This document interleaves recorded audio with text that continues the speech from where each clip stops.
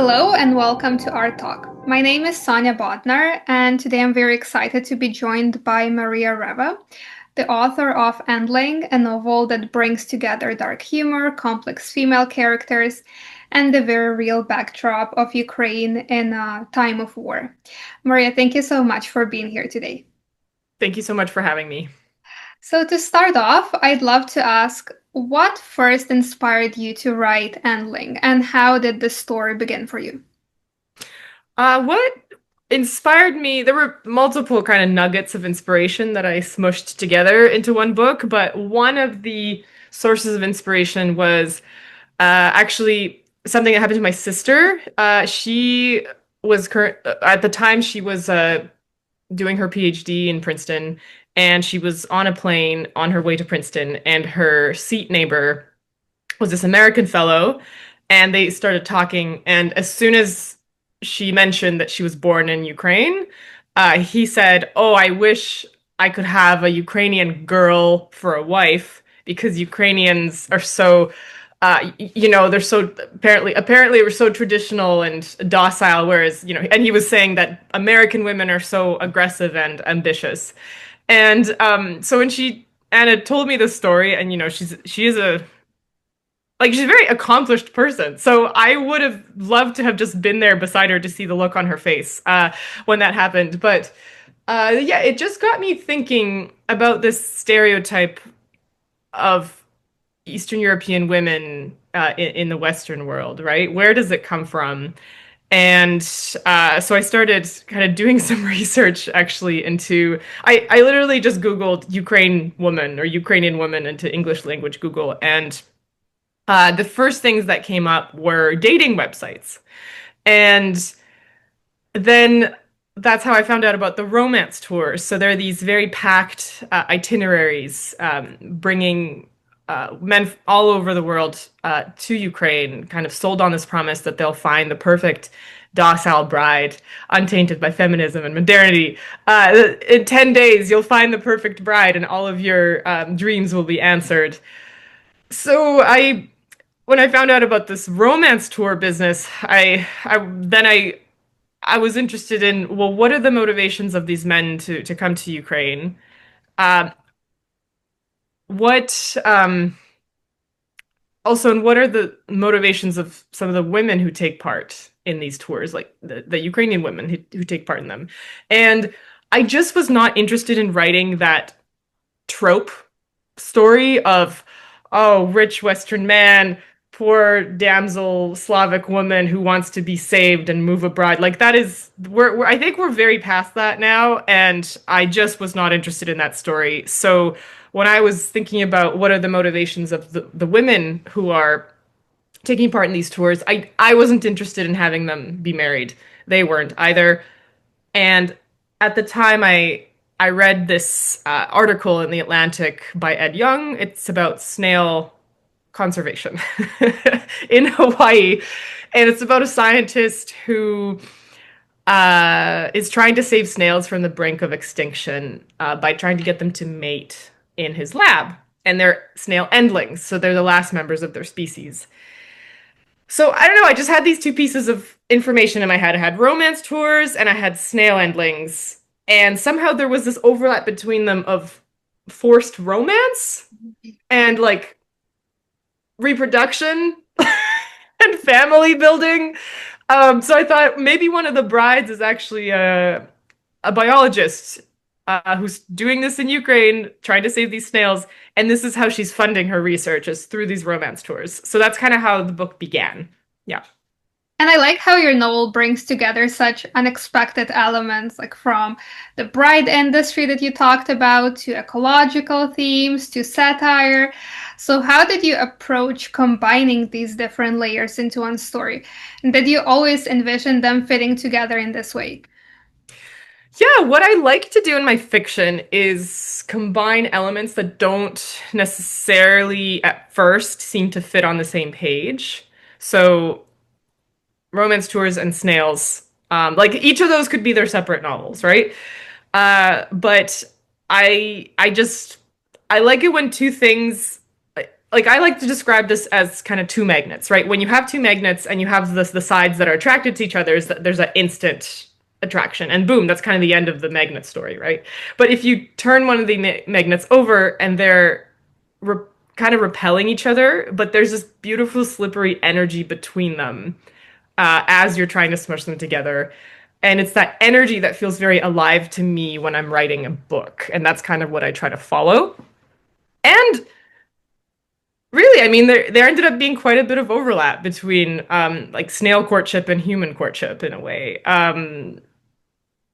That that that yeah, there's this kind of artificial environment in the Yeah. romance tours, like induced romance, as I said Yeah. before. Anyway. And then there's this artificial environment in these snail terraria, right? Terrariums, um, where it's actually really hard to reproduce their native environment to get them to reproduce. And this is what our main character Yeva is trying to do. So there's actually quite a bit of overlap between the two. But Yeva herself is not actually interested in romance at all. And she's kind of a lone wolf. And that again adds a bit of friction to that narrative of like, here's this woman who's not interested in either the romance of the romance tours or just starting her own family in general. She's over that. So yeah, I wanted to explore that difference as well. One thing that really stood out to me is how you managed to merge the snail story and then the bride's business and then also war. So the novel begins with the kind of dark humor and almost absurd premise, and then shifts into something much heavier with the onset of war. Was it important for you to create that contrast, and what did you want the readers to feel in that transition? Well, I really was not intending on writing about the war. I had started this novel in 2018, and I thought I had this like pretty planned out premise of like it was, a comedic premise of these two activists who are actually trying to destroy the romance tour industry, like these two feminist activists, and they want to kidnap a bunch of bachelors as a media stunt. And um, and then they end up using the snail trailer to do so. So the pieces all were kind of fitting together in the narrative for me, and it had a certain tone to it. And then, of course, when Russia launched its full-scale invasion of Ukraine, uh, and just everything, of course, got derailed. And it was, yeah, I have relatives back in Ukraine. They've all have been displaced except for one who decided to stay in Kherson. And it was for a while I couldn't continue writing this book because I thought how am I supposed to write a book set in a place that's being destroyed in real time, like just under our eyes. And the premise just didn't seem relevant to me anymore. And I also didn't know how to write humorously um, into the war, of course. So because all these questions kept swirling around in my mind uh, about, yeah, what is the role of humor now? Actually, what is the role of fiction in a time like this? What is my role as a writer? Um, I wanted to fold all of these questions into the book itself. So the only way to then write about the war was to question how to write about the war and why am I writing about it as somebody who's like, basically delving into those feelings of I'm not there physically, right? My relatives are, I'm not. I'm in this relative safety of Vancouver. Of course, nowhere is safe now, but with the United States and its aggression lately, but the relative safety of Vancouver, and feeling like, do I have a right to write about this? But also, it's a great privilege to be able to from a distance. So yeah, folding all of those questions into the narrative was the only way I could keep the narrative going. Yeah. Yeah, and obviously, as a Ukrainian Canadian writer, you bring a very unique perspective to the story. So, how did your own connection to Ukraine shape the way you approached writing about the war and its impact on everyday life? I think my connections to my relatives and kind of family friends in Ukraine enabled me to keep writing humorously. I never would have been able to do that without those connections. And just to kind of name an example, I was asked by an American magazine about 3 weeks into the full-scale invasion. I was asked to write an essay, to write a personal essay, kind of about the experience of being a diaspora member watching the war. And at that point, I wanted to write about the wartime humor that was coming out of Ukraine and the kinds of memes that were circulating, like the Telegram channels, etc., and how even the government of Ukraine was kind of putting out these really darkly funny social media posts, you know, putting the enemy down, of course, and poking at the enemy. And I think when you can make fun of something, you diminish it, and it's a way to regain power on your own side, reclaim power. And so I wanted to write about that. And then the editor of the magazine outlet said, "Oh, it's too soon. You can't. We fear that our American readers." He didn't say American readers, but our readers of this magazine, it might kind of offend their sensibilities. And at that point, I thought, "Oh, this is very interesting." So I guess I'm supposed to write a certain way, and there's a certain way I can't write about the war, apparently. And that actually emboldened me to keep the humor in my book, because it is such an important facet of the war, it seems to me. And it's a way for people to take a breath among the terrible devastation and to keep going and surviving. Mhm. And we already touched on this at the beginning, but the women in your book, they are not necessarily those traditional Ukrainian wives that Western men often imagine. The women in Endling are complex, and in many ways, they're actually resisting the roles imposed on them, especially within the context of marriage industry portrayed in the book. So, what drew you to explore this topic, and what conversations were you hoping to start through these characters? Well, I think it's for anyone who has met Ukrainian women, like we as you know, like we are not docile creatures, so I just wanted to be realistic, honestly, and that there's been really a rich history of feminist movements in Ukraine. Femin originated, of course, in Ukraine, and these very provocative protesters who were using their bodies, actually using their beauty, but for their own means. For it, yeah, very controversially, but so I wanted to reflect that, and just any fictional narrative is a lot more exciting for me as a writer if my characters have agency. And if they're completely passive, then there is no story. They need to be able to make decisions and act on them. Mhm. Yeah. And I would also like to talk a bit more about the name of your book and the ecological part of the story. So, the idea of Endling, the last of a species, such a powerful and symbolic concept in the novel. What does the Endling represent to you on a deeper level beyond just its ecological meaning? Right. So it's a word that I hadn't heard of until I read that article by Ed Young. And it's a really poignant word. Um, and just, yeah, of course, on an ecological level, it's a devastating word because after that last member of the species dies, that's a whole evolutionary branch that is snipped off forever. But in this book, I think it has multiple meanings, which is why it's called that.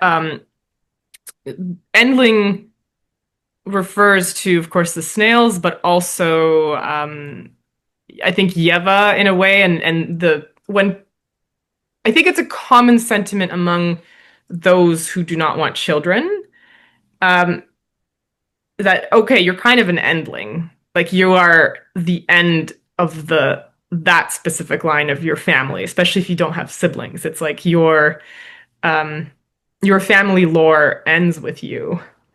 And that and she feels very she's a lone person.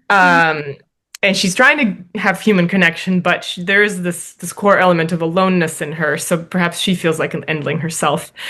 Um, Also, my grandfather, he was left alone in Kherson. Like he chose, if you can use that word, to stay back in Kherson, and through the occupation and the liberation and the flooding after the Kakhovka Dam was bombed, and there Kherson is attacked every single day, and yeah, and just this idea of him being there alone, like he has, neighbors who take care of him, and there's some extended family, yes, but I did think of him in a way as an endling in some Mhm. way. And something very unique about your book that I actually haven't seen anywhere else is at certain points, the novel plays with the boundary between fiction and reality, even bringing in the author's presence, your presence in the middle of fictional text. So, what inspired you to experiment with this metafictional element, and how do you see the role of storytelling during times of crisis? Right. So the things I said at the beginning of the interview about folding in all my questions about this novel into the novel itself, I did that through the metafiction. So putting myself in as a character in the book who's trying to write the book, that was my way of drawing back that curtain and, yeah, showing the reader um, my own ethical, my moral, everything, creative conundrums with this. And I just had this feeling as I was writing this book and as I was consuming different forms of art during the writing process, like that wonderful movie, Everything Everywhere All at Once, right? Which kind of also explodes halfway through, and there's like a fake ending and then it restarts. Um, where I have this feeling that because our modern life, our contemporary situation is so unpredictable right now, or I guess it never was, but things are moving so quickly right now. And there's so much conflict around the world. And of course, the ecological disaster that fiction and artwork in general is like it's like the container has to has to shift, has to grow, it has to break in order to comment on all of this, in order to encompass it. So that's I don't know if the book offers answers, but it breaks itself apart and it asks a lot of questions. Yeah. Yeah, and it deals with very serious themes, but at the same time, the novel uses humor in a really striking way. Why was it important for you to include humor, and what role do you think it plays when telling difficult stories? I think for me, it was important to keep including humor after that interaction with that magazine outlet. It was almost this,